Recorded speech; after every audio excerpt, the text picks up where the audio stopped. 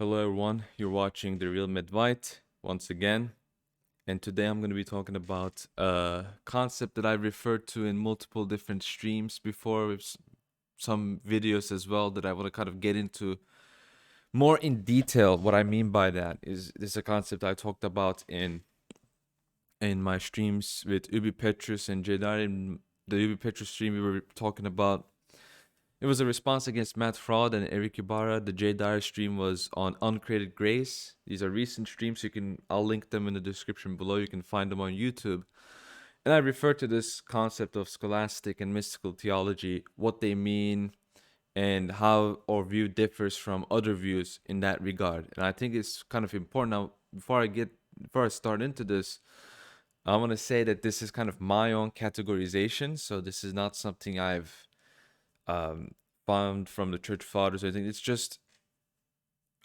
is the best way I can explain what I'm talking about. Of course, you can read St. John Damascus's Fount of Knowledge. He categorizes things in a different way that I don't really oppose, okay? But for the purpose of what I'm going to be talking about, this is how you should kind of see it in this video. And this is theology and its categories. So when we talk about theology, we kind of consider, okay, talking about, you know, the Trinity or Christology, that's theology. But prayer, liturgy, all the kind of stuff, that's also part of theology as well. So, you know, how do we really see these things? And generally speaking, mainly in the post-schism West, you see kind of a division between these two things, and you see this developing attitude of, oh, well, we have the kind of brainiacs and they're going to do their own philosophy thing, and then on the other side we're just going to do the prayers and stuff, and that's just what we need, right? And not really just the West, but I think in many different religions you kind of just see this view, and more often than not it fails because it's just not consistent. And I'll explain to you in what manner it's inconsistent, but I want to get into how we kind of implicitly view these things. So there are two categories I would like to talk about: scholastic theology and mystical theology. So when you hear the word scholastic, of course, for a lot of Orthodox Christians, this is a no word, but I will distinguish it from Roman Catholic scholasticism, which I think is a completely different thing. It's just how they kind of misuse these things. When I say scholastic theology, what I really mean is things that have to do to knowledge that can be acquired through, I guess, the intellect. I guess it's a really basic way of putting it, but I'm talking about doctrine. I'm talking about worldviews. I'm talking about creedal confessions, that kind of thing, right? So it's talking about the Trinity. That is an aspect of scholastic theology. And mystical theology will be stuff like liturgy, prayer, worship, and how to practice Christian virtue like almsgiving, repentance, forgiveness, all these kinds of things. You can add more things to these lists, that kind of stuff. So I think you can get you most of you will get the idea of what I'm trying to talk about here. For us, these two things are united. You cannot separate these things. So really, even though I distinguish them, they're not really even separate. Okay. So your creedal confessions, the way you view doctrine, is going to influence your prayer life and liturgy, and likewise, it's going to be vice versa as well. And if one side is inconsistent with the other, you're not going to have either. And this might sound a bit strange to understand, but let me illustrate to you an example of how these things. I mean, think of it this way: the way you view, even the way you view the theology, and the way you divert from the mainstream theology, right? So let's give the example of filioque, right? Roman Catholic Church diverged from the Orthodox Church on the filioque. That divergence can have tremendous consequences that are just much more than, whether it's true or not. It can have much more severe consequences than it. It can have social consequences. It can have consequences related to prayer, and a lot of these things. And let me give you an example to get to get the point across. Think this in regards to like the Shiites. This is a very haha funny point that a lot of people make, is that, oh, the Shiites in Iran, they're anti-LGBT, but they are actually they're anti-homosexual, but they allow transgenderism, right? And that's like a funny haha that just doesn't make any sense point. Actually, it does make sense because their anthropology is radically different, right? For our anthropology, we will consider the body and soul distinct, but they're not separated, right? You cannot separate them. So you cannot have a male body and a female soul. However, in their view, you can, right? It's separated. So you can have a male body but a female soul. So actually, um, not allowing that will be more inconsistent. Now, I'm not saying that it's fine because they do it, it's still morally abhorrent.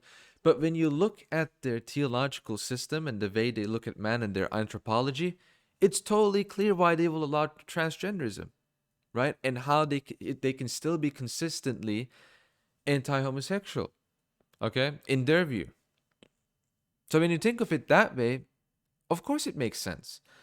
And you have to like broaden your viewpoint, and we have to realize that it goes much more further than that. So what I'm getting at is that ultimately we cannot separate these two things. You cannot separate the scholastic from the mystical. I mean, even a fool for Christ knows the basic creedal confession and abides by it, okay? And he knows the doctrine, he abides by it. He doesn't let doctrinal innovations come and ruin him. In fact, the opposition of those innovations is kind of why they're called fools for Christ in a sense, because of the way they oppose these things in a very extreme way.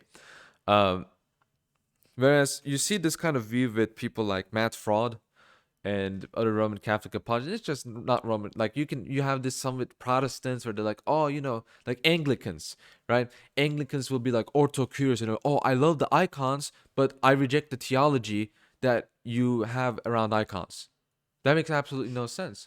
So think of it this way: like a Roman Catholic, he might have issues with, uh, the Latin rite, and decides, the Byzantine rite, they're a lot more traditional. Well, think of how stupid this whole thing will be. In the Byzantine rite, you have Sunday of Saint Gregory Palamas. I mean, just you can go to the calendar and see it has a Sunday of Saint Gregory Palamas. What is it celebrating? First of all, it's celebrating the councils, the Palamite synods, which by the way proves that you don't need the Pope in order to have dogmatic councils. The Palamite synods are dogmatic councils celebrated in the liturgy, but aside from that point, the theme of the Sunday of St. Gregory Palamas is on theosis. That's the theme. Now, how do you have theosis? What deifies you? Uncreated grace. Okay. But as a Roman Catholic, what is your dogmatic belief supposed to be? Created grace, right? That's what Ott says. And that's what it says in Denziger. That's what it says in Roman Catholic dogma. Your deification is by created grace. Now, so you go to the church, your mystical theology says you're deified by uncreated grace. Your scholastic theology says, actually, that's wrong. You're deified by created grace. So do you see how nonsensical this is? You cannot consistently meld these things together. So that's why this whole project is nonsensical. You cannot have any of these things. And this goes to those who are trying to bring Sacred Heart into Orthodoxy. Now, thankfully, we don't have any dogmatic acceptance of these innovations. It's just abuse. Whereas for the Byzantine Rite, it's not an abuse because the papacy accepted it and says, yeah, this is fine, you can do this. So in that regard, it's different. But it still makes a point that I'm trying to make here, is that you cannot meld these two things together. So your view on God, your worldview, or your theological view of anything, it can be something even small, can determine how you view anything. Your politics, ethics, it can determine that. So this is why it's important to understand that scholastic theology and mystical theology are united, and they're not something that you can separate or piecemeal together. And this is, I think, a concept that, again, it is very implicitly prevalent in Orthodoxy. It is very excessively prevalent there. Whereas, especially in today's polemical environment where people are trying to prove they're right and whatnot, is that what I've noticed in a lot of apologetics from other religious groups. Again, this can be Islam as well. Islam has this same problem, is that they're trying to piecemeal together, and what they're doing is that they're saying, oh, this whole doctrinal stuff, it's for the nerds. Actually, it's not for the nerds, and it's necessary. It is necessary for salvation, and many of the church fathers actually say that. St. John Damascus says this in his Fount of Knowledge. It is necessary. St. Vincent of Lerins in Communitorium says false faith makes you lose salvation. So you can do your prayers. For example, another hypothetical example that I want to give to you is, let's say, for example, someone says, oh, I don't care about the doctrines and that kind of stuff. I just do the prayers and the liturgy, and that's all you need to do, bro. But you ask them, what prayers do you do? Right? You can pray 24/7, but if half of your time of prayer, I mean, even 1% of the time is spent you praying something that you're not supposed to do, that is something new. Like, for example, let's say what are you praying? Oh, well, I'm doing imaginative prayer, right? You can't do that. So it completely invalidates everything you do. And it's that serious, because our unity, the Orthodox unity, is based on faith. It's based on a shared Eucharist, based on faith. And to separate the doctrine, the faith from doctrine, is just nonsensical, right? Likewise, by the way, this goes the other way around. You cannot be an intellectual masturbator. Like, thankfully, a lot of these people are renegades. They're not even Orthodox. They eventually just apostatize, they leave, and they try to build up cults for themselves. But it goes the other way around, right? You cannot just do scholastic theology and just ignore the mystical aspect and don't do it yourself, because eventually you're just going to completely not only miss the point, you're going to adopt a heterodox mindset looking at doctrines, and you're going to be totally wrong on doctrines as well. This is why a lot of times when heretics and heterodox try to explain orthodox doctrines, they make themselves look like fools. Well, that's why St. Paul says the wisdom of this world is foolishness, because they have not even adopted the wholeness of the theology or wholeness of the mindset that they're supposed to adopt. And if you want to be an Orthodox Christian, a successful one, someone that is actually, walking along the narrow pathway and not falling, then you have to fully adopt the theological mindset, as I would like to call it, and fully understand both of these aspects. Again, it's not just I'm not telling you that you should focus just on the philosophy. It should be both. It's not an either or, it's both and, right? So you have to pray, you have to participate in liturgy, you have to practice Christian virtue, you have to practice, essentially, in short, asceticism.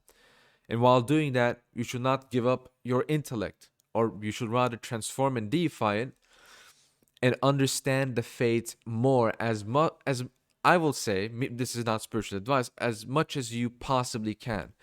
And this is what we are all called to do so, because if you don't do that, we're going to come to a point in our life where we're going to do our prayers, and then after doing our prayers, we're going to ask, what's the point in all this? Why am I venerating the Virgin Mary? Why am I, what is this theosis thing? Like, what is all of this kind of stuff? What's the point?